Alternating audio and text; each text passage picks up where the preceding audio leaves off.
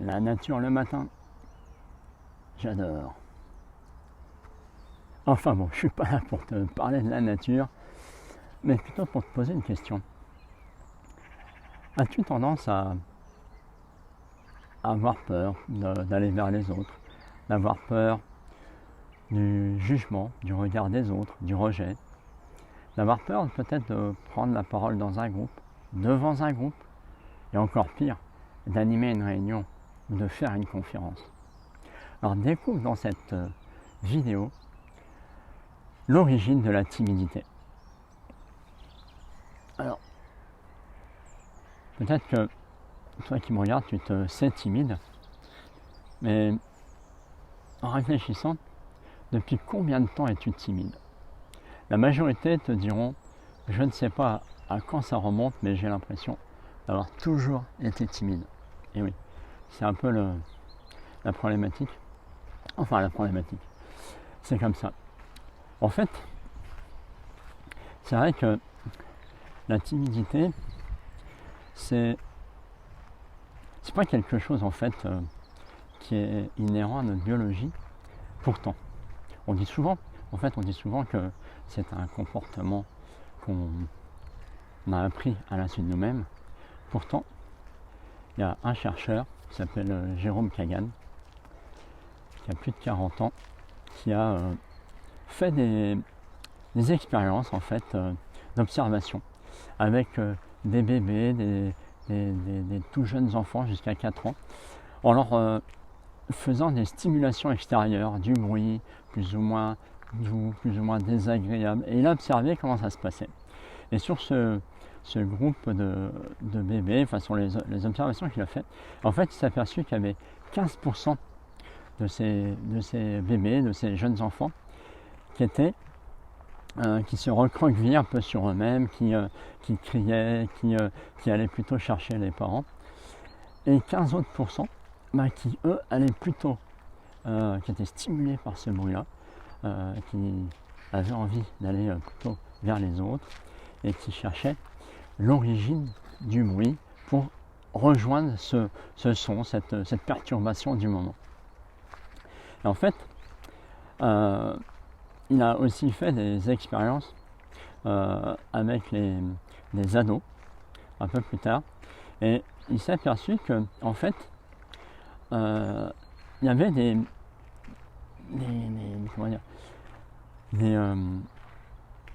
remarques différentes, des fonctionnements différents dans le cerveau. Alors il n'a jamais pu expliciter concrètement par rapport à la notion d'introverti et d'extraverti, où là on sait que physiologiquement,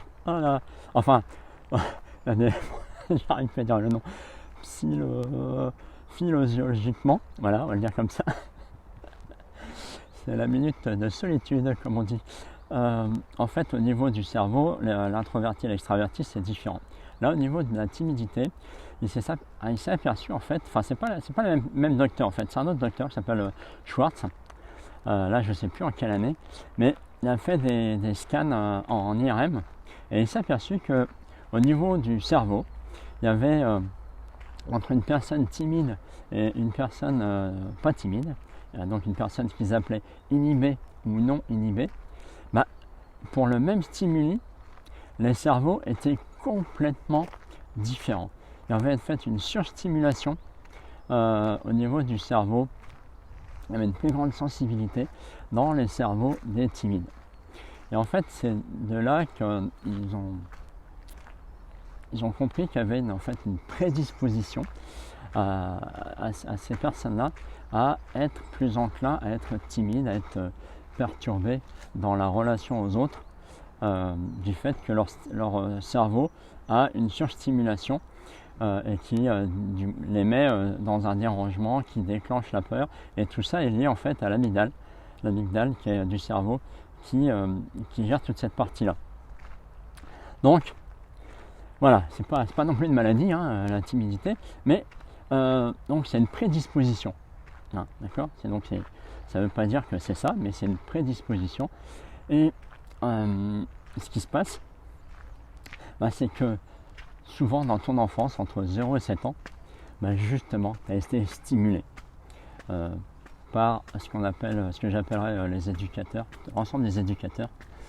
Donc l'ensemble des éducateurs, hein, c'est tes parents, c'est toutes les personnes qui ont participé à ton éducation, directe ou indirecte. Ça peut être la nounou, ça peut être tes parents, les profs, les oncles, les cousins, les copains, enfin tous ceux qui ont participé de près ou de loin à ce que tu es aujourd'hui. Et donc, peut-être qu'ils t'ont inculqué des règles comme faut pas pleurer, les autres sont dangereux, faut pas parler aux inconnus.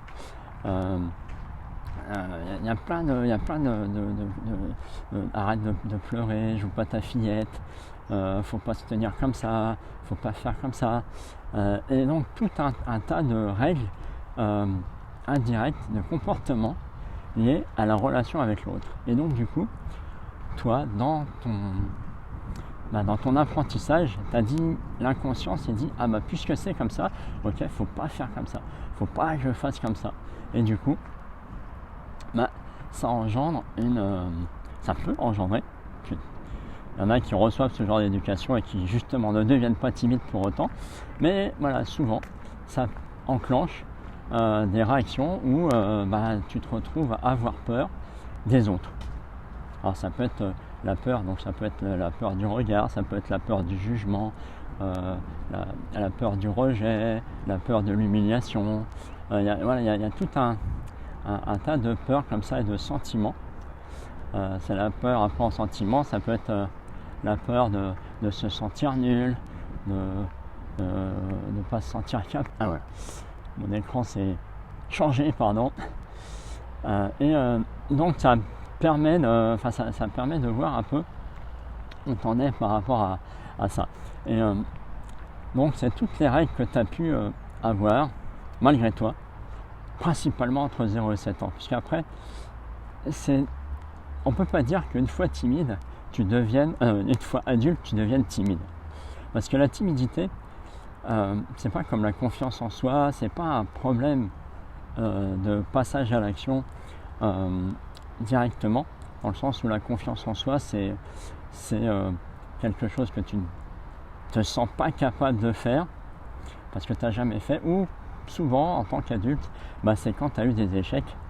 Par exemple, je prends l'exemple classique des relations amoureuses, et c'est souvent dans ces cadres-là que tu as un échec et du tout après tu perds confiance. Donc on n'est plus dans de la timidité. La timidité, c'est vraiment un comportement que tu apprends suite à des règles comportementales dans ton enfance. Alors, heureusement, ça se change. Je dirais pas que ça se guérit parce que c'est pas une maladie, mais ça se change. Moi, j'étais très grand timide pendant presque 25 ans. Moi, j'avais une très grande peur d'aller vers les autres, j'avais une très grande peur de l'autorité, peur du regard, du rejet, de l'humiliation. Moi, j'avais aussi subi pas mal d'humiliation dans mon enfance, donc ça a joué aussi. Donc j'ai oublié de le dire, tu peux avoir subi aussi de l'humiliation, des moqueries. Et moi je m'en suis débarrassé. Et c'est pour ça qu'aujourd'hui, mon métier, je suis devenu coach pour les personnes timides en fait.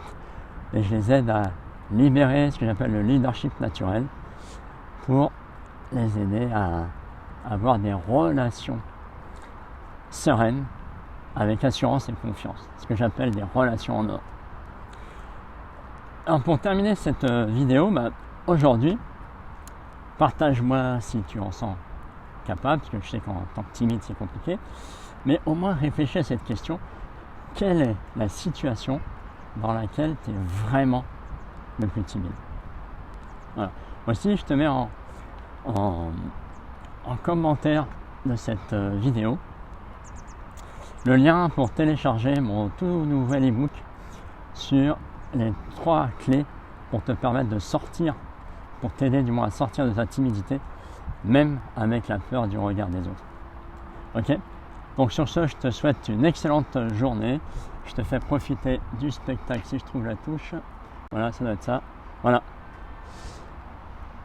Le château sur Angers. Petit paysage en passant. Parce qu'entre nous, je suis parti courir, donc le fait de faire une vidéo, entre nous, ça me permet de m'arrêter. Ouais, je triche un peu. Mais bon, allez, c'est parce que j'avais envie de te partager cette idée-là. Surtout, prends soin de toi et à demain pour la prochaine vidéo.